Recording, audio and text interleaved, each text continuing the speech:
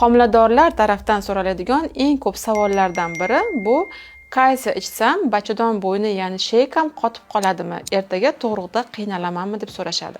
Bu aslida yolg'on narsa. To'g'ri, qaysi ichganda albatta birinchi o'rinda qondagi vitamin D tahlili topshirgan holda, agar vitamin D sizda yetarli bo'lsa, unda ichish tavsiya qilinadi. Chunki siz vitamin D yetishmovchiligi bilan qaysi qabul qilganingizda ortiqcha kalsiy qonda suzgan holda tomir devorlariga o'rnashib, ateroskleroz holatlariga olib kelishi mumkin. Vitamin D bilan siz qabul qilsangiz, kalsiy homiladorlik davrida juda ham eng muhim vitaminlardan hisoblanadi. Chunki bolaning suyaklanish, ya'ni suyak sistemasini rivojlanishiga yordam beruvchi birinchi asosiy vitamin. Ikkinchidan, homiladorlik davrida eng asosiy sabab bo'ladigan qon quyuqlik kasalligiga ham chalinishingizni oldini oladi. Uchinchidan esa kalsiy o'zingiz suyangizdagi kalsiylarni yuvilib ketishi, ya'ni sarflanishini oldini oladi.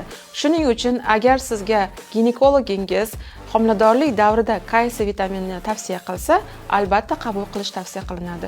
Chunki bachadon bo'ynida hech qanday suyak mavjud bo'lmaganligi uchun tug'ruq davrida kalsiy ichganingiz sizga hech qanday to'sqinlik qilmaydi. Albatta bu videoni kalsiy ichishdan qo'rqgan homilador ayollarga yuborib qo'yamiz.